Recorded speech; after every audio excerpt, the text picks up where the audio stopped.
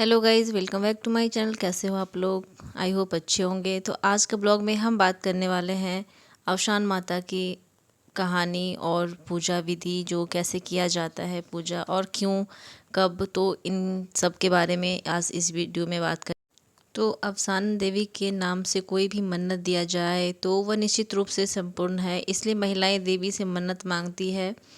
यह विशेष पूजा अवसर शुभ कार्यों के बाद घर में धार्मिक क्षेत्र पर काम करती हैं। पूजा होने के बाद प्रसाद के रूप में लिया चना और गुड़ या मिठाई खिलाई जाती है। तो यहाँ पे सब तैयारी चल रही है गाइस। तो आप लोग देख सकते हो कि ये जो गणेश जी बना रहे, गौरी माता बना रहे, तो ये एक गाय के गोबर से बना रहे। और यहाँ पे कलश की तैयारी हो चुकी है। तो कलश के ऊपर एक प्लेट में चावल रखे और दिया रखा है। और प्रसाद में जैसे कि मैंने कहा, गुड़ और चना तो होता ही है, और साथ में ये जो हमारी लैंग्वेज में फुलियाँ बोलते हैं और मुरमुरे बोलते हैं, या आप लोग इसे कुछ भी बोलते होंगे, तो वो है प्रसाद में। और तो यहाँ पूजा की तैयारी चल रही है और प्रसाद ऐसे आप लोग नीचे एक कपड़ा सा बिछा के और उसके ऊपर माता का कलश और उनका पूजा का सारा तैयारी हो चुका, फूल और साथ में जो भी अवसान माता की पूजा करना आप लोग अगर चाह रहे हो, तो उसमें सबसे पहले तो आपको एक बात का ख्याल रखना होगा कि आप सुबह उठने के बाद चाय पानी कुछ भी नहीं ले सकते जब तक पूजा ना हो जाए। खाली पेट पूजा में बैठना होता है। और पूजा में क्या क्या सामान यूज़ होती है तो बता दूं। जैसे कि माता का पूजा है तो माता का सुहाग का जितने भी सामान होते हैं, चूड़ी, सिंदूर, बिंदी, आम का पल्लव लगता है, कलश और दीपक, धूप पत्ती, लौंग, इलायची, पान, फूल माला, गुलाबी रंग और मिट्टी के साथ डेली लगती है। गाय के गोबर की गौरी लगती है। घी पेड़ से अग्यार किया जाता है, घी और पेड़ा से। अगर 7 लोगों को करना है तो कम से कम 1 किलो पेड़ा या गुड़, आधा किलो चना, इतना आप लोगों को लाना पड़ेगा। और पूजा करने का नियम, आप सुबह खाली पेट आपको निर्जला रहना है और स्नान करके साफ कपड़े पहन ले।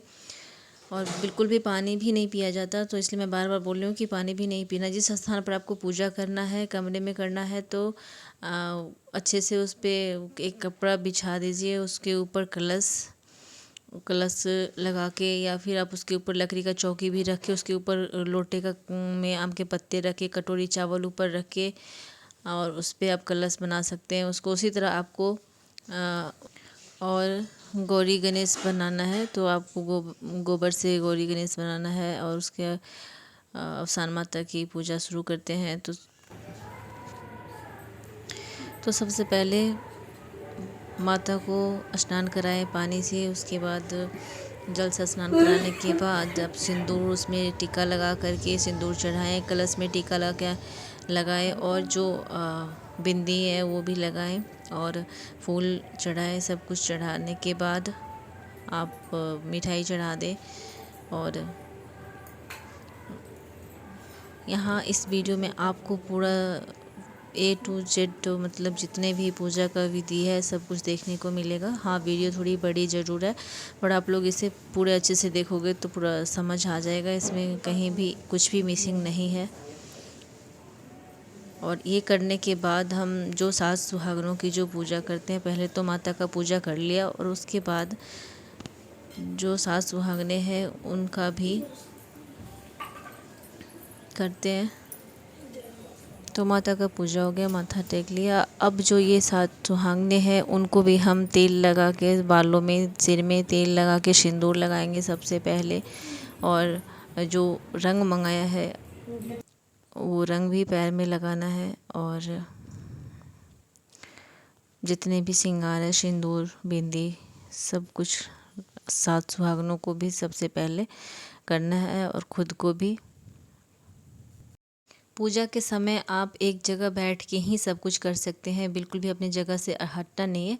तो आप लोग यहाँ पे देख रहे हो कि मैं भी वैसे ही कर रही हूँ, बिल्कुल अपनी जगह से नहीं हट रही हूँ, मतलब और सब मेरे पास आ रहे हैं और कर रहे हैं। और सिंदूर लगाना भी 7 बार है। अगर आप सिर में तेल लगा रहे हो तो वो भी मतलब 7 बार करना है, कि 7 बार आपको दिखाना है कि आप 7 बार लगा रहे हो। और सिंदूर भी 7 बार लगाना है। जैसे आपने माता की पूजा किया वैसे ही सुहागनों की भी श्रृंगार करने हैं।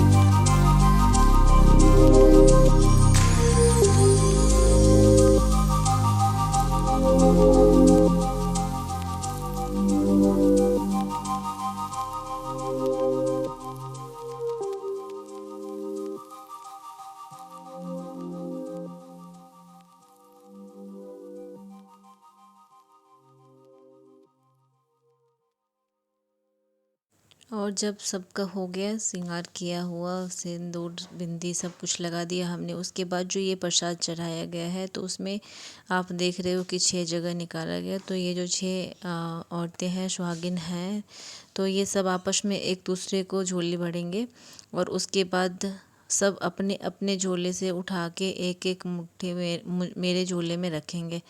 तो ये एक नियम है और ऐसा करना पड़ता है। तो ये है, सबसे लास्ट में ये करना पड़ेगा। और इसके बाद कहानी शुरू होगी माता की। जो ये आंटी कहानी सुनाएंगी वो भी आप लोग पूरा सुनोगे। और जो लोग करते हैं वो कहानी नहीं सुना सकते, कहानी सुनाने के लिए अलग से ही आते हैं। जिनको भी आता है वो आते हैं, कहानी सुनाते हैं।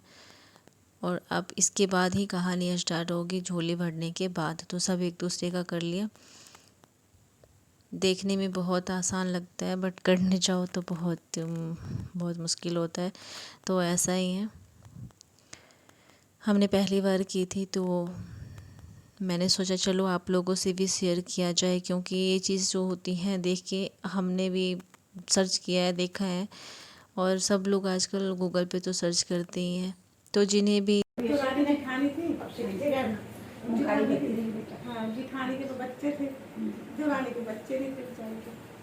तो सास भी कहे करे काम कर लो, ऐसे बोलते सास भी कहे करे काम कर लो, और जिठानी भी कहे काम कर लो, भी तेरे कौन से बच्चे रो रहे हैं, और हमारे तो बच्चे रोज दूध पिलाने के बहाने बैठ जाएंगे जिठानी को। उसको बेचारे कोई बहाने नहीं थे, बैठे रात का दिन को लगी रहे, सारा दिन लगी रहे, शाम को लगी रहे, काम करती रहे।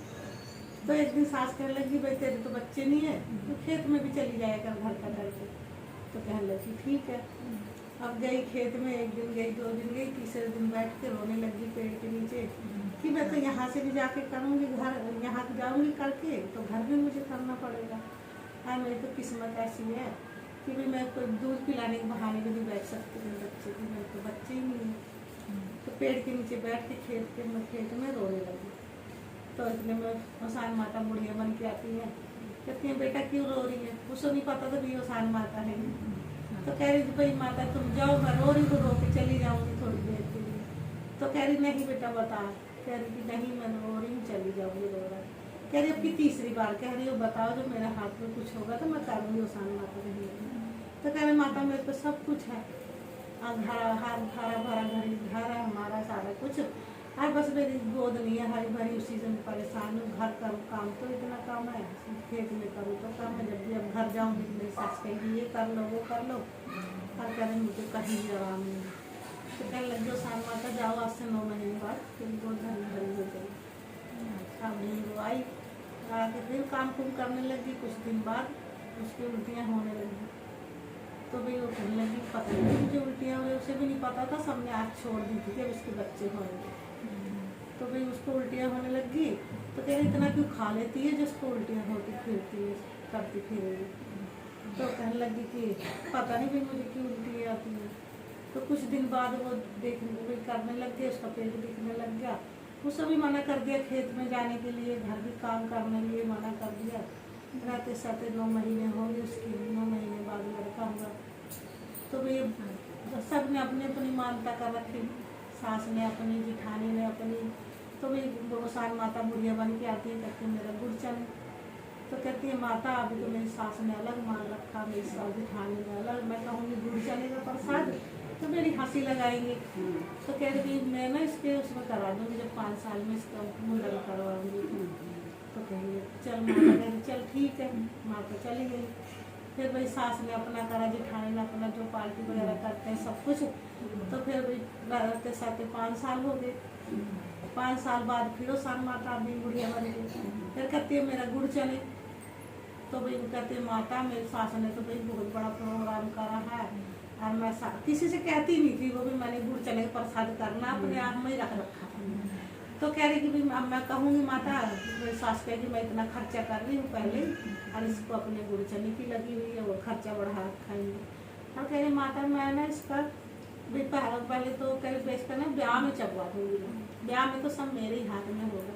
तो कहने लगी ओसान माता चल भाई, जब चबवा दूँगी ओसान माता चली गई। तो भाई उसका सास ने अपना करा, पार्टी पुर्टी जो करी, अच्छा खर्चा करा। फिर सास भी चली गई कुछ दिन बाद। तो भाई वो रहते सहते 12 साल हो गए। 12 साल बाद पहले तो बच्चों को ब्याह कर देते थे लड़कों का। तो 12 साल बाद ब्याह करने लगी। हम 12 साल में तो गई भूल गुड़ चने। और साल में जब भाई ब्याह हुआ, लड़का घोड़ी चढ़ के जाने लग गया, वो सार माता आई बुढ़िया बन के मेरे गुड़ चने मांग रही है। वो तो गई भूल करी, बुढ़िया हट जाओ एक तरफ, अभी हमारे तो लड़के की बारात जा रही, आपको गुड़ चने की लगी हुई है। माता तो गुस्सा होकर चली गई। अब भाई लड़के को लेके बारात चढ़ी, सारा व्यवस्था तैयारी करके लेके गए वहाँ, शादी करके लाए गए लड़की को घर शादी करने। वहाँ से बैठाए, 7 फेरे, दूल्हा दुल्हन का 7 फेरे हुए।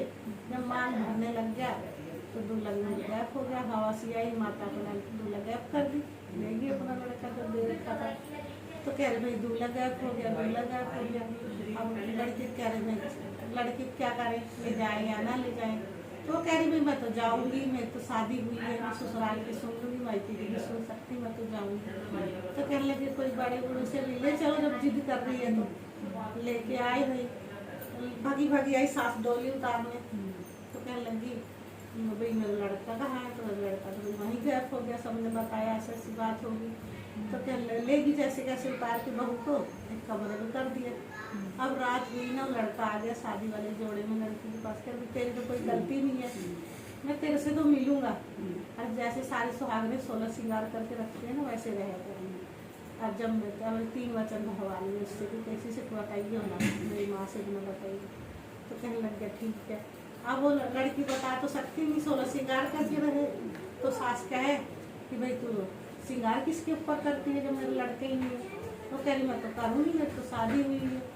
अब वो बात तो बता नहीं सकती भी तेरा लड़का मेरे पास आता है। तो कह रही मैं तो करूँगी, मेरी तो शादी हुई है, मैं तो 16 श्रृंगार करके रहूँगी। तो कहने लगी भाई तेरी बहुत जवान चलने लगी। सास कहने लगी तो पानी भी ले कर जाके कुएं से सारा घर का काम कर कुएं से पानी पिलाएगा। कुएं पर जाने लगी, कुएं पर लड़का आ जाएगा, वहाँ 7 घड़े पानी से नहाए तैयार होकर फिर चला जाए, तब वो आए करे कुएं पर से। तो सास कहने लगी बड़ी तेज बहुत टाइम लगाने लगी तो वहाँ कुएं पर। कह रही भाई देख लो क्या करती हूँ मैं कुएं पर। तो कहने लगी देखना तो पड़ेगा। अब वो जा रही थी, घड़ा उठा के जैसे चली तो पीछे पीछे सास उसके पीछे लगी। अब एक पेड़ के पीछे छुप गई, देखा जाके तो दूर खड़ी होके वो लड़का आया शादी वाले जोड़े में, कपड़े उतारे, नहाए, नहा के जब जाने लग गया ना, कह तो मेरा ही लड़का है, अब इससे मिलता, मेरे से क्यों नहीं मिलता। गई फट दिना पकड़ लिया उसको, कहने लगी तो इससे मिलता, मेरे से क्यों नहीं मिलता। कहाँ का है, तो कह रहा जिसने दिया था वो लेगी मेरे को, तेरा लड़का कहाँ से होंगे। जिसने मेरे को दिया, हाँ जिसने मेरे को तेरे को दिया था वो लेगी, मैं तो उसका लड़का था, तेरा कहाँ था। तो कहने लगी इतने मसान माता आ जाती है, कहती है तेरा लड़का कहाँ से, तो मेरा है, मैंने तेरे को दिया था। तो कहने लगी वो सार माता, वो कहने लगी माता मैं तुझे चबवा दूंगी। अब बहुत रो रही, पैर पकड़ दी सब कुछ। तो कह रही ना मैंने तेरे को 3 बार मौका दिया, तूने मेरा आदर करा, हाँ मैं नहीं वही करती हूँ। तो कहने लगी फिर तुम बहू रोने लग जाती है, पैर पकड़ के कहती माता भाई मैं ऐसी सुहागन कब तक रहूँगी जब मेरा पति नहीं सबको दिखेगा। मुझे तो पता मेरा पति है, सबकी दुनिया संसार को तो नहीं पता मेरा पति भी कहाँ है। और मैं मेरी सास ने ना 7 कही थी, मैं 14 चबवाऊँगी और मेरा सुहाग लौटा के। तो माता ने कहा भाई तेरी सास ने भी कहा था और तूने भी कहा है, जिस दिन चबवाएगी ना उस दिन तेरा सुहाग लौटा। फिर भी बुधवार के दिन गई, गाना भुजवा के लाते थे पहले सबको नोती है। जब वीरवार को चबवाने लग गए ना 14 सुहागनों की सबकी मांग भरी, झोली भरी। जब कथा होने लगी इंसान माता आई उसका सुहाग लौटा के लिए, जैसे माता रानी ने उसका भला